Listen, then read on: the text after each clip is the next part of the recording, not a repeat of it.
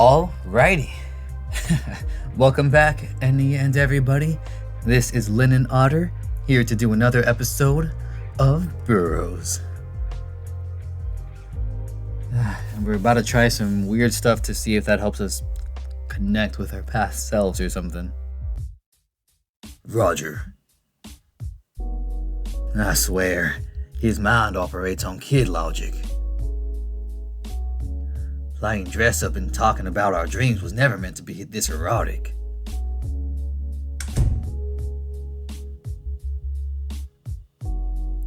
Hey, John? I need to borrow something. Open up that bag. He cracks a smile, his golden eyes catching the sunlight. Yes? Do you have any gold jewelry we can borrow? Bracelets or chains? I need it for reasons. He taps his chin, looking me up and down. If you want to pass as a woman, you'll need more than just jewels, Gray. Especially with that jawline. Okay, 1, it's not for me. 2, f*** you. I kid. If it's for the Panther, I should have a few things that might fit. Just promise to return these in one piece. Most of my beauty kit is still back home.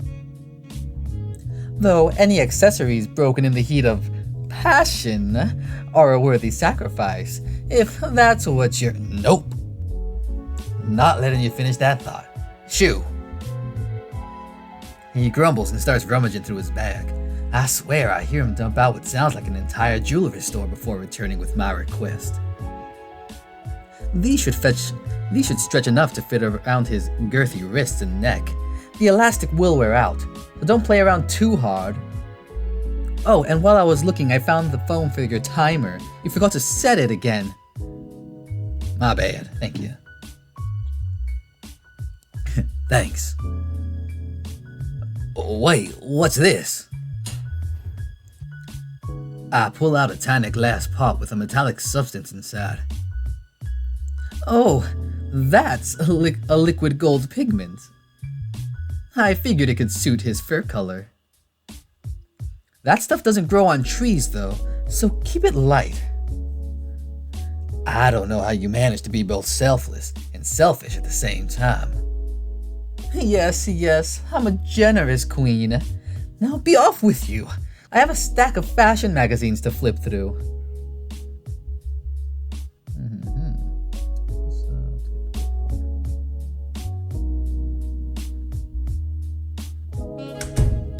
I return to Ken with my prizes in hand. Hey, I got the... Oh. Why do I feel like more censoring is upon us? He stands proudly, wearing a very convincing replica of tribal clothing, though from what era, I couldn't say. Damn, she had a lot. What do you think? He does a 360, and I nod approvingly. I'm impressed you remembered this many details from a single dream. If detective work doesn't pan out, you could always become a tailor. Ugh, my dad was a tailor. No thanks. Guess that's where he got his eye for detail from. I hand over the goods, and he carefully adorns himself with the metallic ornamentation. John was right. Gold really flatters his dark fur. He looks like he stepped out of a painted recreation of a past civilization. It's just missing one thing. Huh? What's that? Hold still. Alright. He doesn't need much. Just something to show he's royalty. Don't blink. It needs to stay dry. Ugh. Blow on it then. You put it on my lips? Stop your waffling. It looks good. After some struggle, the pigment dries and he runs to the bathroom mirror to see my handiwork. Damn, Not half bad, Gray. I couldn't see my face in the dream, but this feels right. Glad you approve. Now it's my turn. Like him, I'd never seen my doppelganger's visage in any of my past dreams. I distinctly remember being covered by a hood and having a staff. There was elaborate woven leather under my cloak, but there's no way we can recreate that with sheets. I'll have to just forego that and make the undergarments I remember him sporting when we'd swim. Ken, do you think you can make me another one of those? Just closer to a pair of trousers, and without the long bit in the front. Any other demands? Yeah, hand over that blanket with the so.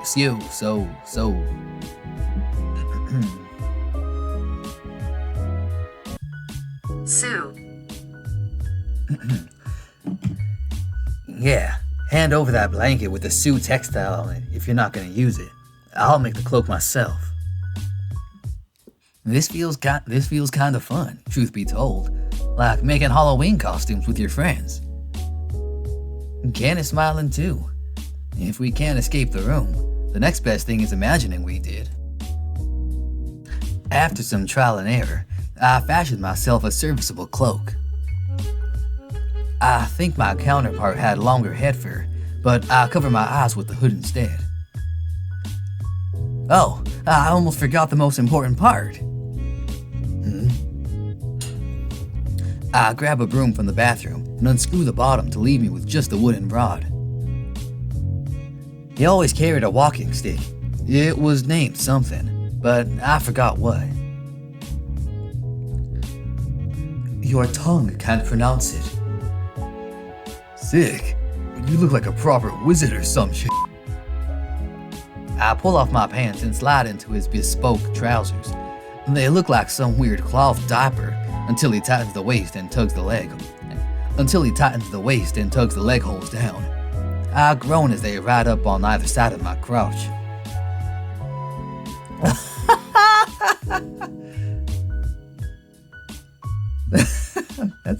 That is pretty good. Honestly, pretty good. Last minute makeshift gay Halloween party. I did my best. I'm starting to wish I was a nudist in my past life. This is so cool. We stand there awkwardly, looking at each other's costumes. He knows where I'm looking and turns to make it easier for me. You're such a little freak. You were looking too. How did anyone get done dressed like this? My thighs were already chafing. You're telling me you've never put on just your chaps with no pants? What I do with my chaps stays between me and God. Anyway, let's get this over with before someone sees us. Like John. Oh, what the heck? I nod and sit on the ground in front of him, using my staff the way I imagine my ancestors might have.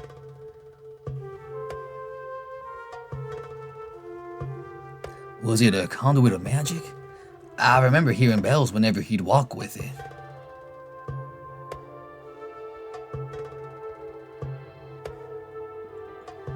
This is so interesting.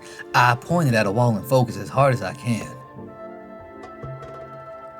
Bang!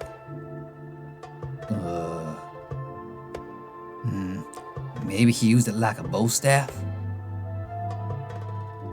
I tried twirling it around and make whooshing noises. Oh, I see. It's just gonna go back and forth. That's fun. Honestly, they look kind of cool.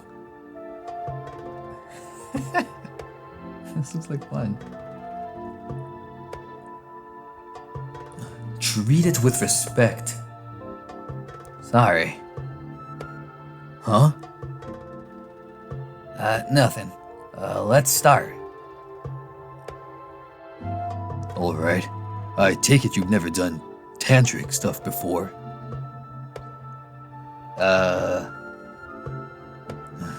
Not that kind. Meditation. Oh, no. Try to shut out everything else around us. Just focus on breathing and my voice. I nod, and he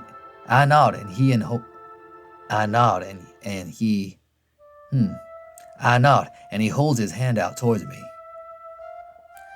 Why do you know about meditation? Why do you know about meditation anyway? Doc. No more questions. Just do what I say. And try not to fall asleep.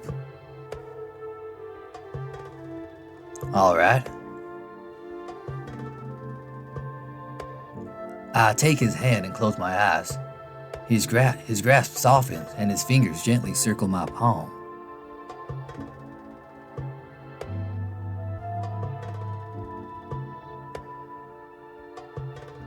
I think it's working. My breathing slows as I shut everything else out.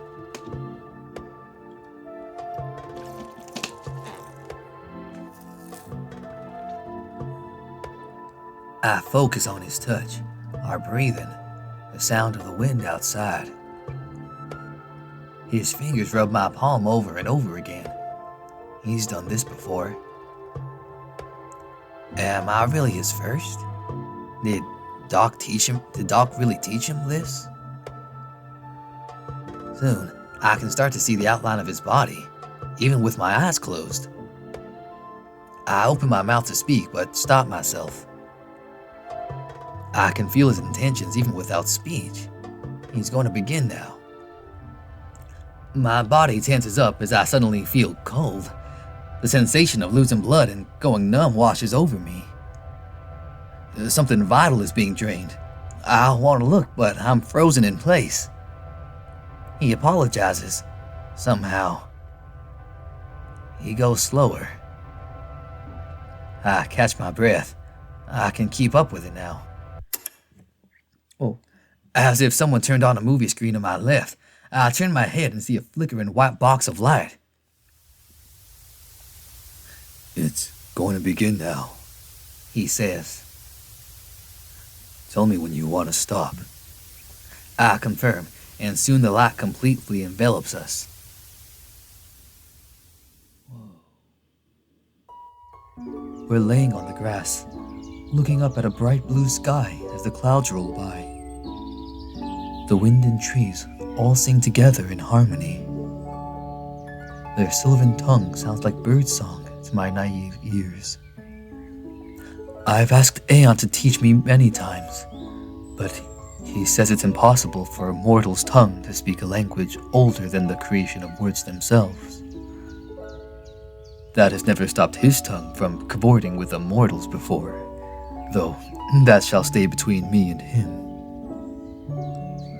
The words have never been this clear before. Can must be doing something too.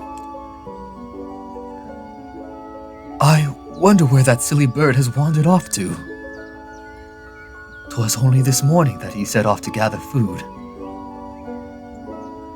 Just once, I wish he'd take me with him. My adoration for him would not shrink were I to see him embrace his savage nature and end a life before me. Dagda's teachings are not lost on me. I know all too well the importance the cycle of life and death holds for those of us blessed by his power. I was given a frail body, and for that he trusted me with the magic to restore vitality. Such a meek power can turn deadly when abused. And so, I was entrusted with an immortal companion, one who could feel not pain, nor experience the fear of death. He was wrestled from Kalich's domain and given to me as a gift for my unwavering loyalty. I hardly think I deserve such a prize, but I shan't deny my love for him. I understand some of these terms, things Grandma talked about long ago. Like a beam of gentle moonlight, he swoops down over the lake, a freshly caught fish still writhing in his beak. Whoa! Oh, this is so cool! What would a owl god sound like? Good tidings! No, come on. Good tidings, scraggly one. Did thee enjoy the sunlit respite? Quiet thy tongue, bird. Thou knowest my intentions to follow along, yet thee left before I woke. He gets to work preparing his catch for us. His smile warms the cockles of my heart. I jest, calm thyself, Anankada. I simply did not wish to put thee in harm's way. He's too carefree, using that term around me. Surely he knows our union is temporary, as my life will one day end, no? Still, thou departed many moons ago, yet only present me with one meager fish. Is it thy wish I waste away further? He laughs and grasps my thin waist, almost able to wrap his entire hand around me. My whiskers shiver with electricity. 'Tis only for me, silly boy. Thee need only turn thy head to see the meal I've retrieved for thee. Gray, we can't stay here too long. Why not? Your identities are too strongly linked. If we keep going, you could lose your ego. I've been able to see them so clearly. It would be a waste to leave now, but...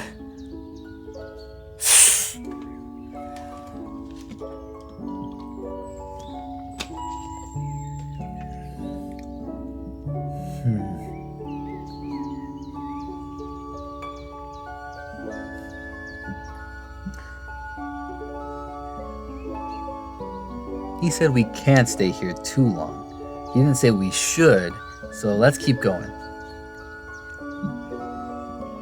I feel some trepidation as I turn to see what gift my lover has brought for me. Oh, thou must have cast some manner of illusion. Could it really be? Only the finest for my beloved. 'Twas not easy to procure, but I remember how much thou enjoyed it. What the, what the heck? What? What's happening? Oh, did thou venture to the one in Blarney? Or perhaps Glanmire? The Blarnites mar my request without fail on every ill-fated visit. Oh, what? My deepest apologies, love. These bags do indeed beholdeth the heritage of Blarney.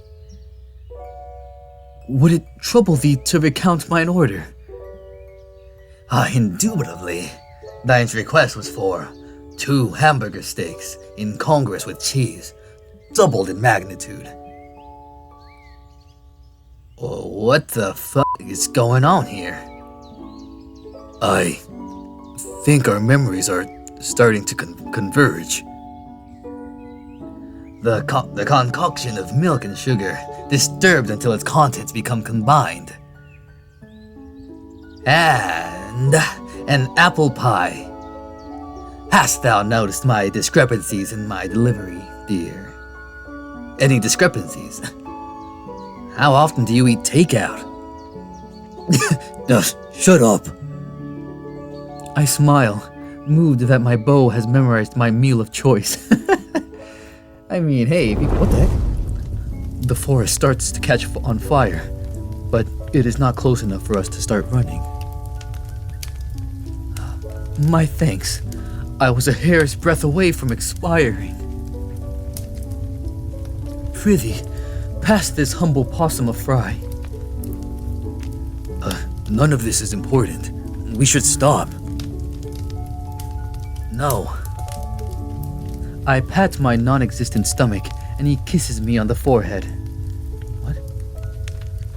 Thou simply must remember to feed oneself when I am not around. I won't always be around to save you. My smile drops, and he tries to laugh it off nervously. Seriously, Gray. We need to stop now before you get completely sucked in. But I need to know why I keep hearing his voice. Oh no. Shoot. Oh, come on. Obviously I have to do it. Come on. Like, what is the option here? Come on now. Come on. When else am I gonna get a chance to... I mean, I guess we could always just do it again. Shoot. I can't decide. Keep watching, end the vision here. Shoot. Oh, this sucks.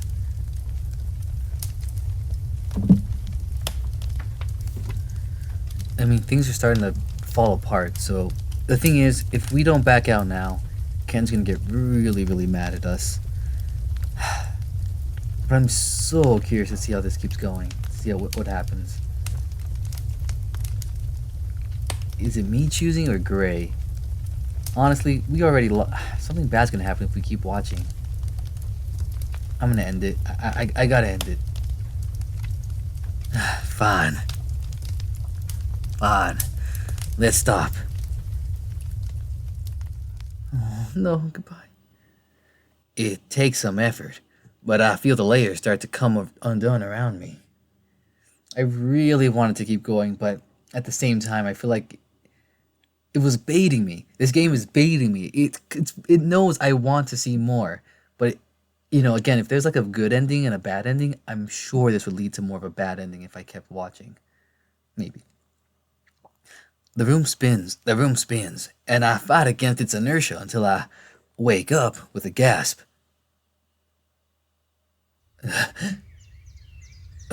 Come down slow. That was deeper than I expected. What the fuck? He shakes his head. That was a close call. That wasn't just some random memory. What do you mean? It was buried deep on purpose. He wanted you to keep diving to look for answers so he could. He holds his arm, looking genuinely disturbed. No! Anyway, we can't do that again. It's too dangerous. I don't really understand, but if you think it's risky, well, stop. He nods and gets up, brushing off his makeshift loincloth. Good. Now, let's take this off and do something safer. Hey, there are so many unanswered questions between us. It feels foolish to try and fix that now. But still, I'll try. Did Doc actually show you how to do this? He shrugs and smiles. Nah. There's always a grandma, or some wise scholar. Or maybe a village hag, waiting for a curious fool to wander by. Huh? This time, it just happened to be a relative. I bet another me learned it from someone else, and there are probably plenty of me's who's never learned it at all. I have no idea what he's talking about. My confusion must be obvious, as he shakes his head and waves the idea away. Forget it. Point is, I just know. Same way you do. I nod. It's probably best not to think too hard about it. My stomach rumbles and I check the clock on the nightstand. Jeez, it's almost past 4 already? This day flew by. Jeez, of course. Kane shrugs, slipping back into his underwear and undershirt. We did kind of sleep in. Or are you admitting the nocturnal lifestyle is superior? Jeez, I was just a... I'll do no such thing.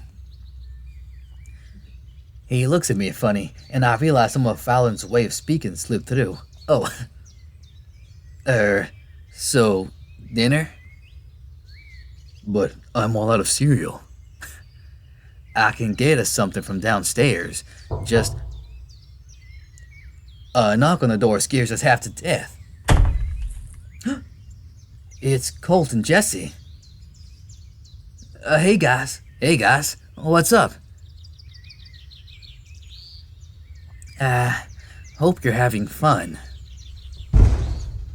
Jesse drops a bag on his head and waves hello. We just wanted to drop by and deliver some food. We grabbed a bite to eat on the way back and figured you'd be hungry by now. I open the bag and see a container full of pasta and meatballs. The delectable smell of garlic and meat sauce hits my nose, and I practically squeal in delight. Oh, thank you so much. You didn't have to do that for us. We didn't do it for the both of you. Jesse nudges him again. Colt seems really upset. Did your outing go well? Colt nods, not looking at me. Oh, this is breaking my heart. Went off without a hitch. We already ate, so don't wait up. He slips away and I hear the door to their room slam shut. Don't mind him. It's not your fault. You gotta forge your own path in life, and it don't always work out the way you want it to. I won't let him give up just yet. Jess. I hate this. I hate that we can't all just get along. You're telling me. It's not just Ken either. Jesse and Colt won't make the effort. Nobody but me and Johnny believes in Ken. Maybe we're in the wrong for that. I understand. I'm sorry I couldn't be what you wanted me to be. He smirks and pats me on the head. His expression is sad, but still carries an air of understanding. I'm not disappointed, son. Just tired.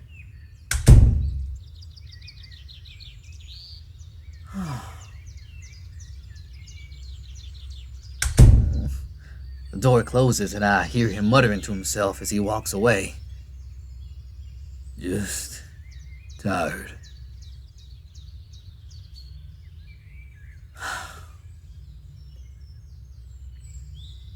Don't feel bad for me. I know what I'm doing. They've welcomed you with open arms from the beginning, and you're still staying with me after everything?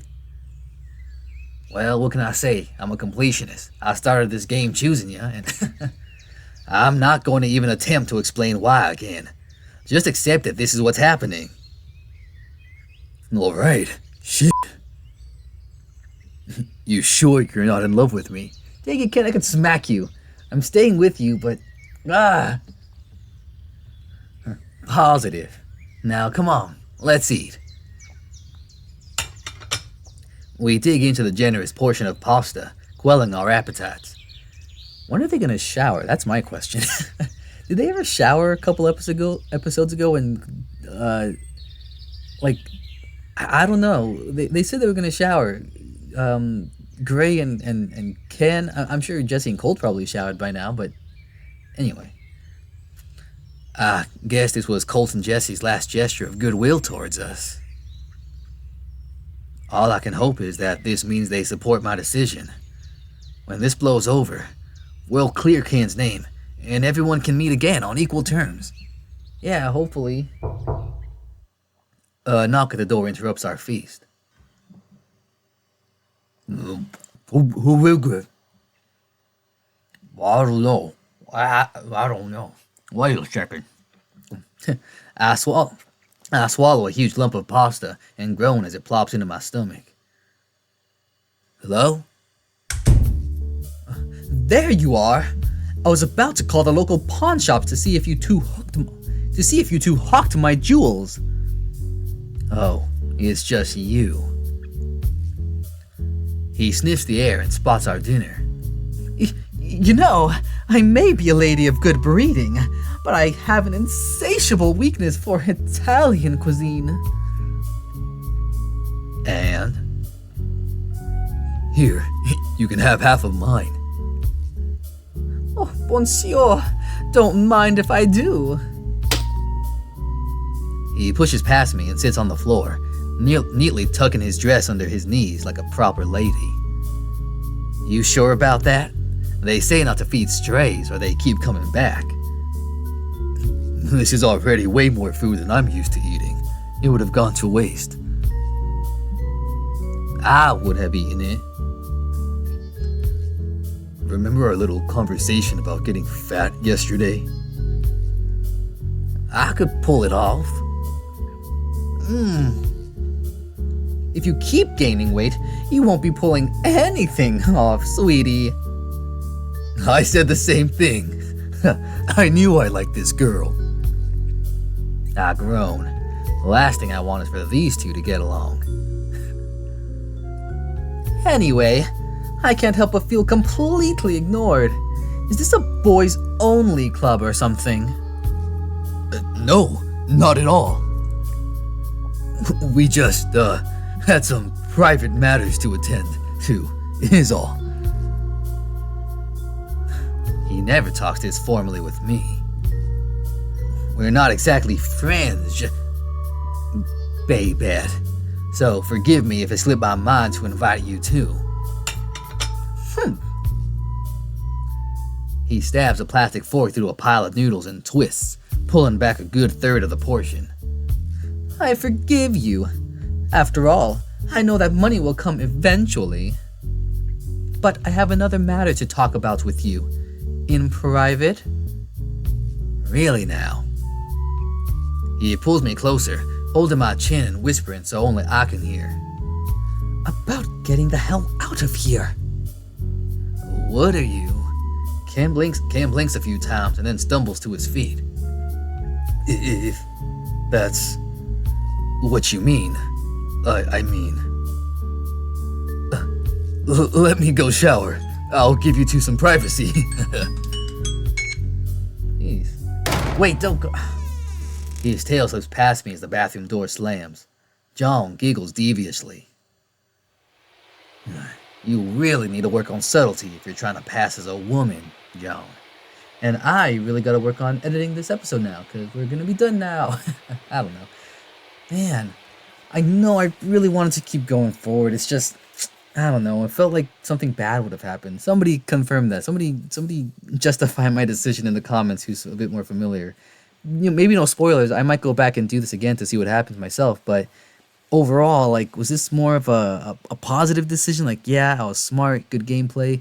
Or did I just miss out on a really cool scene and it wouldn't have negatively affected the rest of the plot or something? But regardless, I made my decisions, and for this playthrough, I'm sticking to it. I really hope there's some way we can have a happy ending with Colt and Jesse again. Somehow. Man, this story's intense. But regardless, thank you guys for watching. I hope you liked it, and of course, if you did, feel free to leave a like, and a subscribe is always appreciated. I'm on the road to 1,000, and it would be insane if I could reach it maybe within the next couple of months. But regardless, hope you guys have a good night, a good day, a good evening, whatever it is for you. And we'll see you next time. Take care. Bye now.